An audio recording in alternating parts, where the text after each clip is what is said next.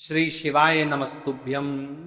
हर हर महादेव। महाराज, आप सभी लोग जानते हो कि 29 सितंबर 2025 यानी सोमवार को इस नवरात्रि की सप्तमी तिथि पड़ रही है और नवरात्रि का 7वां दिन भी पड़ रहा है। शारदीय नवरात्रि आश्विन माह की सप्तमी तिथि है और यह सबसे बड़ी तिथि है क्योंकि यह आश्विन माह में पड़ने वाले तिथि है।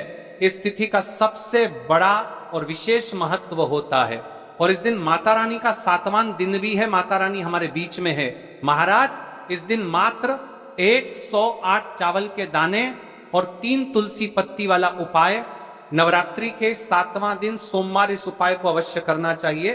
देखिए, ये आश्विन माह की सप्तमी तिथि है और इस नवरात्रि की 7वां दिन है।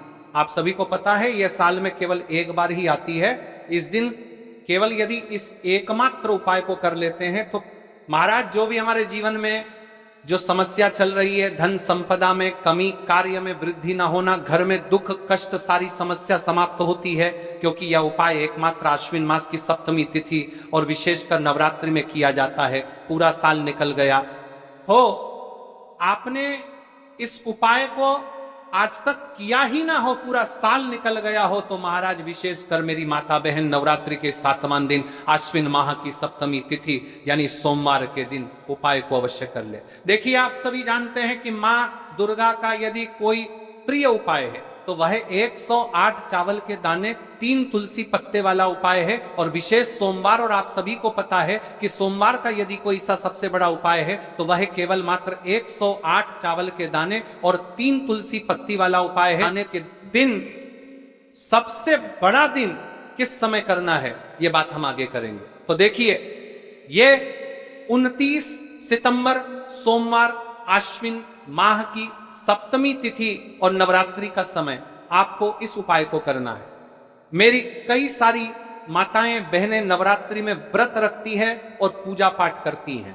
उनसे विशेषकर निवेदन है, नवरात्रि के पावन पर्व पर एक छोटा सा कार्य रात्रि के समय अवश्य करें। अब देखिए महाराज, यदि आपके घर का कोई भी एक व्यक्ति इस दिन मात्र 108 चावल के दाने और 3 तुलसी पत्ती वाला उपाय कर लेता है तो जो भी पूरे घर परिवार में समस्या चल रही है वह सारी समाप्त होती है।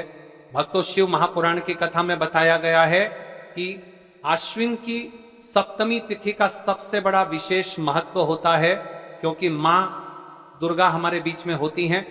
जैसे कि 29 सितंबर सोमवार, देखिए नवरात्रि का 7वां दिन और सप्तमी तिथि भी पड़ रही है।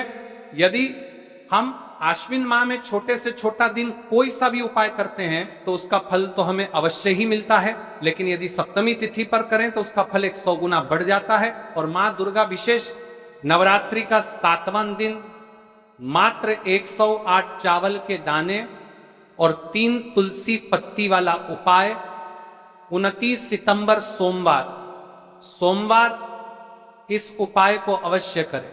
आप सभी को पता है कि यदि सोमवार के दिन का यदि कोई सा उपाय है तो वह महाराज केवल चावल और तुलसी के दीपक वाला उपाय है और ऐसे मौके बार बार नहीं मिलते। देखिए महाराज, यदि हम नवरात्रि के इस विशेष पावन पर्व पर माता रानी के समक्ष और उनके इन विशेष दिनों पर यदि ये हम उपाय करते हैं तो महाराज ये उपाय और विशाल अत्यंत बलशाली हो जाता है। तो पीकर पर हमारे जीवन में चल रही कठिनाइयों समाप्त होती है। जैसे कि पितृदोष, कालसर्प दोष, वास्तु दोष, उसी प्रकार से हमें मात्र 108 चावल के दाने और 3 तुलसी पत्ती वाला उपाय को करना है। 29 सितंबर सोमवार सबसे बड़ा दिन आश्विन माह सप्तमी तिथि और नवरात्रि के 7वें दिन पर करना है। ऐसे मौके बार बार नहीं मिलते, केवल वर्ष में एक बार ही इस उपाय को करने का मौका मिलता है।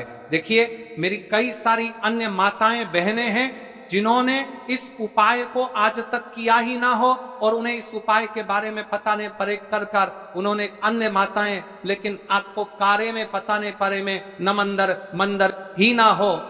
तो देखिए, आज की इस कथा से हम आपको जो उपाय बता रहे हैं उस उपाय को आपको नवरात्रि के इस 7वां दिन सप्तमी तिथि वाले दिन आपको इस उपाय को अवश्य करना है क्योंकि यह उपाय केवल विशेष तिथि पर और विशेष पावन पर्व पर ही किए जाते हैं। और देखिए, यदि इस उपाय को आपका घर का कोई एक व्यक्ति भी कर लेता है तो महाराज जी पूरे घर परिवार में चल रही समस्या साथ में समाप्त होती है। सबसे पहले आपको हम इस उपाय का महत्व बता देते हैं।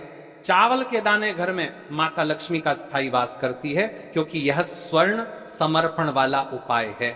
और इस उपाय को हम नवरात्रि के 7वें दिन पर कर रहे हैं। तो महाराज, यदि लक्ष्मी की समस्या है तो वह समस्या भी समाप्त होगी जो आपकी मुश्किल समस्या समाप्त होती हैं। और एक चुटकी हल्दी वाला दीपक यह शुभ का संकेत है, यानी विवाह में अड़चन आ रही है या फिर कोई कार्य में, तो उसमें अवश्य सफलता प्राप्त होगी। इस उपाय को करने का तो फल हमें मिलता ही है, लेकिन यदि किसी विशेष तिथि पर किया जाए तो उसका भी हमें फल प्राप्त होता है।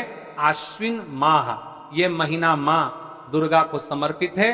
देखिए महाराज जी, हमने हमारी पिछली बार की कई सारी शिव महापुराण की कथाओं में आपको इस उपाय को अच्छे तरीके से बताया भी है और समझाया भी है, लेकिन आज एक बार फिर से हम आपको इस उपाय को समझाएंगे, क्योंकि 29 सितंबर सोमवार का दिन सबसे बड़ा और विशेष दिन है। देखिए, यदि आपने इस मात्र 108 चावल के दाने और 3 तुलसी पत्ती वाला उपाय को कर लिया तो आपको इस उपाय का वह फल मिलेगा जिसकी आपने कभी कल्पना भी ना करी होगी। देखिए महाराज जी, जो मनोकामना बड़े बड़े पूजा पाठ से पूर्ण नहीं होती, वह केवल इस आश्विन माह की सप्तमी तिथि के दिन, मां दुर्गा का 7वां दिन, मात्र 108 चावल के दाने और 3 तुलसी पत्ती वाला उपाय को करने से पूर्ण हो जाती है। देखिए, मेरी कई सारी माताएं बहनें हैं जिन्हें पता भी नहीं है कि उनके जीवन में जो समस्या चल रही है उसका कारण क्या है, यानी कि मुख्य कारण क्या है, किस वजह से यह समस्या, मतलब भाई जीवन में जो अटकने आती हैं जिनका कारण अक्सर हमें पता ही नहीं चलता। देखिए महाराज, आपके जीवन में जो भी समस्या चल रही है, वह काल सर्प दोष, वास्तु दोष या फिर कोई अन्य समस्या, आपके घर में माता लक्ष्मी का स्थायी वास ना होना, बार बार लड़ाई झगड़ा या फिर विवाद होना, यह सबसे बड़ी समस्या है। तो महाराज, यदि हम माता रानी के इस पावन पर्व पर इस अश्विन माह में सप्तमी तिथि के दिन इस उपाय को करते हैं तो जो भी समस्या चल रही है वह सारी समस्या समाप्त होती है। इस उपाय को आपको किस प्रकार करना है, सामग्री कहां से लेनी है, किस समय करना है, कैसे करना है, ठीक है, तो आपको इस कथा के अंतिम तक बने रहना है। देखिए, हम राशि से जुड़ा भाग्य भी बता रहे हैं और भाग्य में चल रही परेशानियों को भी बता रहे हैं। तो यदि आप अपनी राशि से जुड़ा भाग्य जानना चाहते हैं तो अपना नाम और अपनी राशि से कमेंट बॉक्स में अवश्य लिखें। तो चलिए भक्तों, अब उपाय की तरफ चलते हैं। अब बात करते हैं कि इस उपाय को किस समय करना चाहिए। देखिए महाराज जी, इस उपाय को करने के 2 समय बताए गए हैं, सुबह का समय, प्रदोष काल का समय। कई सारी माता बहनें सुबह के समय इस उपाय को करना चाहती है तो वह सुबह के समय इस उपाय को कर सकती है। सुबह का समय सबसे शुभ माना जाता है, विशेषकर पूजा पाठ और उपासना के लिए सुबह का समय बहुत उत्तम है। सबसे श्रेष्ठ समय सुबह 7 बजे से 8 बजे तक यदि कोई व्यस्त है और वह इस उपाय को करना चाहते हैं तो सुबह 10 बजे तक कर सकते हैं। और यदि कोई माता बहन चाहे कि वो 12 बजे से पहले कर लें तो भी मान्य है, बस इतना ध्यान रखना है कि दोपहर 12 बजे से बाद नहीं होना चाहिए। अब देखिए, महाराज की बात कर लेते हैं प्रदोष काल के समय के बारे में। प्रदोष काल का समय दूसरा श्रेष्ठ समय है प्रदोष काल। प्रदोष काल का अर्थ है संध्या के समय का वह विशेष मुहूर्त, सबसे श्रेष्ठ समय शाम 5 बजे से 6 बजे तक। यदि इस समय न हो पाए तो रात 8 बजे तक कर सकते हैं, लेकिन याद रखिए 8 बजे के बाद यह उपाय न करें। अब कई सारे लोग कमेंट करके हमसे ही समय पूछने लगते हैं कि महाराज जी आप ही बता दीजिए सबसे उत्तम समय कौन सा है, कौन सा समय चुने। यदि आप प्रदोष काल में करें तो दीपक साथ ले जाएं, यदि आप सुबह करें तो गंगा जल साथ रखें। दोनों समय पर भगवान विष्णु प्रसन्न होते हैं, आप किसी भी समय कीजिए। अब देखिए, बात कर लेते हैं इस उपाय की सामग्री के बारे में कि इस उपाय के लिए आपको क्या कर रहे हैं। बादों के लिए कर रहे हैं, इस बात के बादू के लिए कर रहे हैं, बादू के लिए कर रहे हैं, कि बादू के लिए कर रहे हैं, बादू के लिए कर रहे हैं कि समय पर बादू के लिए क्या क्या सामग्री चाहिए। 3 तुलसी पत्तियां ताजी हों तो उत्तम। यदि एकादशी का दिन है तो तुलसी नहीं तोड़नी चाहिए। ऐसे में घर में रखी सूखी तुलसी पत्तियां भी उपयोग में ली जा सकती हैं। यदि आपके घर में तुलसी का पौधा नहीं है तो आप किसी पड़ोसी या परिचित से ले सकते हैं। देखिए, भगवान विष्णु को हल्दी अत्यंत प्रिय है, तो अब हमें हल्दी लेना है 1 चुटकी हल्दी रसोई घर की हल्दी चलेगी, शुद्ध हल्दी का प्रयोग करें। अब इस उपाय को करने के साथ में हमें एक दीपक भी लेना है महाराज, ठीक है। एक दीपक, लंबी बत्ती का दीपक प्रदोष काल में करने पर दीपक अवश्य जलाएं। थोड़ा सा गंगा जल सुबह के समय करने पर गंगा जल का उपयोग करें। भगवान विष्णु की प्रतिमा या चित्र, भगवान विष्णु, श्री राम या श्री कृष्ण की प्रतिमा रखें। अब हम इस उपाय की पूरी विधि विस्तार से समझते हैं। शुद्धि और प्रारंभिक प्रार्थना, सबसे पहले आप स्नान कर लें या कम से कम हाथ मुंह धो लें, स्वच्छ वस्त्र पहने और पूजा स्थान को साफ करें। दोस्तर के परतान भगवान विष्णु की प्रतिमा के सामने आसन बिछाएं, तुलसी से प्रार्थना करके 3 पत्तियां लेना। हे माता तुलसी, मेरे जीवन में अनेक कष्ट हैं, मैं आपसे विनम्रता पूर्वक 3 पत्तियां ले रही हूं, कृपया मेरी मनोकामनाएं पूर्ण हो। अब 3 तुलसी पत्तियां तोड़ लें, हल्दी लगाना। अब उन 3 पत्तियों में से 2 पत्तियों पर हल्दी की छोटी छोटी बिंदी लगाएं। यह पत्तियों में बिंदी शुभता का प्रतीक है। ऐसा करने से पत्तियां और भी पवित्र हो जाती हैं। दीपक या गंगा जल का प्रयोग, यदि आप प्रदोष काल में है दीपक जलाएं, यदि आप सुबह कर रहे हैं गंगा जल का स्पर्श करें। 2 तुलसी पत्तियां अर्पण करना। आप जिन 2 पत्तियों पर हल्दी लगी है उन्हें भगवान विष्णु की प्रतिमा के सामने अर्पित करें और कहें, हे श्री हरि, मैं आपको ये तुलसी पत्तियां अर्पित करती हूं, कृपया मेरी मनोकामनाएं पूर्ण करें, मेरे कष्ट दूर करें, मेरे परिवार में सुख शांति लाएं, नमो नारायणाय। अब अपनी समस्या या मनोकामना स्पष्ट रूप से बोलें। जैसे मेरे घर में कलह है, कृपा कर इसे दूर करें। मेरे घर में कलह, मेरे बच्चों को शिक्षा में सफलता मिले, मेरे घर में धन की कमी दूर हो। तीसरी तुलसी पत्ती का प्रयोग, अब बची हुई तीसरी पत्ती को आप घर के किसी शुभ स्थान पर रख दें, जैसे घर का मंदिर, धन स्थान, तिजोरी, अलमारी या घर का पवित्र स्थान। ये पत्ती आपके घर में समृद्धि और शुभता का प्रतीक बनेगी। अंत में भगवान विष्णु से प्रार्थना करें, हे विष्णु भगवान, आपने ये छोटी सी भक्ति स्वीकार की, कृपा कर मेरे जीवन में शांति और सुख प्रदान करें। फिर तुलसी माता को धन्यवाद दें। मंत्र जाप, उपाय करते समय आप सरल मंत्र जप सकते हैं, नमो नारायणाय 11 बार या श्री विष्णवे नमः 21 बार उपाय करने के बाद का फल। अब देखिए महाराज जी, इस उपाय का फल क्या होता है?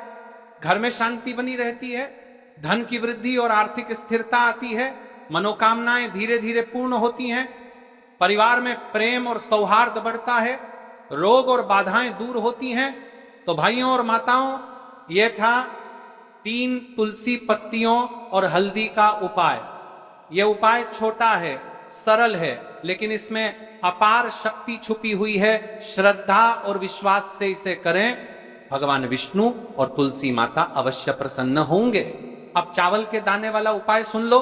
देखिए, 108 चावल के दाने और एक हल्दी के दीपक के उपाय के बारे में तो देखिए, 108 अखंड चावल के दाने और हल्दी का दीपक, तो भोलेनाथ की कृपा से मनोवांछित फल प्राप्त होता है। आज मैं आपको हर छोटे छोटे चरण को विस्तार से समझाऊंगा। कई सारी माता बहनें उपाय को बहुत जल्दी करती है और फिर कहती है, शिव हमसे प्रसन्न नहीं होते, सबसे पहले मन को शांत कर लो। सुबह हो तो नित्य स्नान करके स्वच्छ वस्त्र पहन लो। यदि प्रदोष काल में कर रहे हो तो भी साफ सुथरे कपड़े पहनो, मन में सच्ची श्रद्धा और विश्वास हो, यही सबसे बड़ा साधन है। आत्मा में अहंकार या जलन न रखो। उपाय केवल शिव मंदिर में किया जाना अनिवार्य है, घर में नहीं। मंदिर में ही करना है। 108 अखंड चावल के दाने, एक एक दाना पूरा फटा हुआ ना हो। तार का ले सकते हो या घर की रसोई के दाने भी चलेगा। हल्दी का दीपक, जो कि गेहूं के आटे से दीपक बनाएं और उसमें हल्दी पीसी अच्छी मात्रा में मिलाएं। नमक बिल्कुल न डालना है। दीपक में रुई की बत्ती लंबी और तेल भरें। तेल के लिए तिल का तेल आदर्श है, पर आप तिल, सरसों, साधारण दीप तेल में से कुछ चुन सकते हो। कम से कम इतना तेल डालें कि दीपक स्थिर जलता रहे। हमें इस उपाय को यदि सुबह के समय कर रहे हैं तो आपको एक लोटा शुद्ध जल शिवलिंग पर जलाभिषेक के लिए लेकर के जाना है। यदि आप इस उपाय को करने के साथ में कोई अन्य सामग्री भी लेकर के जाना चाहते हैं तो आप वह भी लेकर के जा सकते हैं, ठीक है। जैसे कि फूल, कुछ ताजा पुष्प, 1-2 पुष्प मंदिर के लिए और एक पुष्प घर ले जाकर रखने के लिए।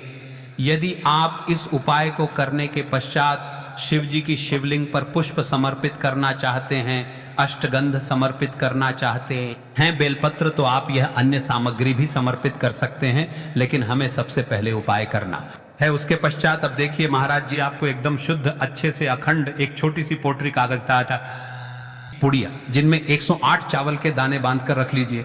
एक छोटा बर्तन दीपक रखने के लिए, ताकि तेल टपकने से समस्या न हो। अब देखिए महाराज जी, हम इस उपाय को कर रहे हैं तो हमें इस उपाय को करते समय कुछ सावधानियां भी भारत नहीं है, इसलिए हम आपको उपाय को विस्तार से बता रहे हैं, अच्छे से बता रहे हैं, ताकि आप कोई भी गलती ना करें और आपका उपाय सफल हो। तो देखिए हम बात कर लेते हैं हल्दी के दीपक के बारे में, हल्दी दीपक बनाने की विधि। अब मैं आपको दीपक बनाने की विधि विस्तार से बताऊंगा, साधारण है, ध्यान से बनाइए। एक साफ बर्तन में गेहूं का आटा आवश्यकता अनुसार निकालिए, छोटी सी लोई के बराबर आटा ले लीजिए, इसमें एक चुटकी हल्दी पाउडर अच्छी मात्रा में मिला लीजिए। हल्दी रंग दीपक को शुभ बनाती है, नमक बिल्कुल न डालें। छोटी छोटी लोई लेकर बीच में गड्ढा बना दीजिए, दीपक का आकार कटोरी जैसा होगा, ताकि तेल और बत्ती आ सके। दीपक में रुई की बत्ती रखें, रुई को बीच से थोड़ी लंबी रखें ताकि बत्ती दीपक से ऊपर रहे।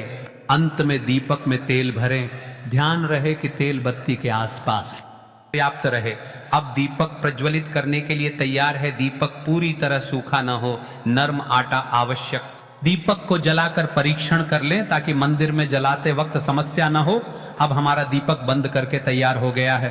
अब बात कर लेते हैं इस मुख्य उपाय के बारे में। 108 चावल के दाने, तो देखिए महाराज जी, आपको चावल के दाने कहाँ से लेना है, कैसे लेना है, कब लेना है, इन बातों का आपको ध्यान रखना है। तो देखिए बहुत से लोग पूछते हैं क्या घर का चावल चलेगा या बाजार का, किस तरह का चावल लेना चाहिए। मैं स्पष्ट कहता हूं, घर सामान्य चावल या बाजार का कोई भी पूरा दाना चलेगा, पर एक शर्त, 108 दाने अखंड व पूरा होना चाहिए, दाने फटे हुए न हो। 108 दानों को आप एक साफ सुथरे डिब्बे या कागज की पुड़िया में रखकर मंदिर ले जाइए। मंदिर तक जाते समय पुड़िया खुले न हो और दानों पर विश्वास और श्रद्धा बनी रहे। अब देखिए हमारे चावल के दाने भी तैयार हो गए और हमारा दीपक भी तैयार हो गया। अब बात कर लेते हैं कि इस उपाय को करने का सबसे उत्तम समय कौन सा है, यानी इस समय हमें इस उपाय को करना है प्रदोष काल का समय या सुबह का समय। देखिए महाराज जी, जैसा कई भक्त पूछते हैं कब किया जाए, मैं 2 विशेष समय बताता हूं। सुबह का समय उत्तम प्रातः 7 बजे से 10 बजे तक, इससे दिन का मंगलप्रद आरंभ होता है। यदि सुबह 7 बजे तक जाना संभव नहीं तो 12 बजे से पहले भी कर सकते हैं। अब बात कर लेते हैं महाराज जी प्रदोष काल के समय की। कई सारी मात्रा बहाने सुबह के समय नहीं कर सकती है, तो सबसे उत्तम समय प्रदोष काल का समय भी है, जो शिव जी को अत्यंत प्रिय है। प्रदोष काल सायंकाल 5 बजे से 6 बजे के बीच यह समय बहुत ही पुण्यकारी माना जाता है। यदि आवश्यकता हो तो 7 बजे तक भी किया जा सकता है। आप जिस भी समय जाओगे ठीक ठाक उसी समय श्रद्धा भाव से करिए। देखिए महाराज जी, अब हमारी इस उपाय की सामग्री भी तैयार हो गई है और हमने आपको समय भी बता दिया है। तो देखिए एक मुख्य बात, यदि आप इस उपाय को सुबह के समय कर रहे हैं तो महाराज जी सुबह के समय तो शिव जी की शिवलिंग पर सबसे पहले 1 लोटा जल चढ़ेगा, फिर उसके पश्चात आपको इस उपाय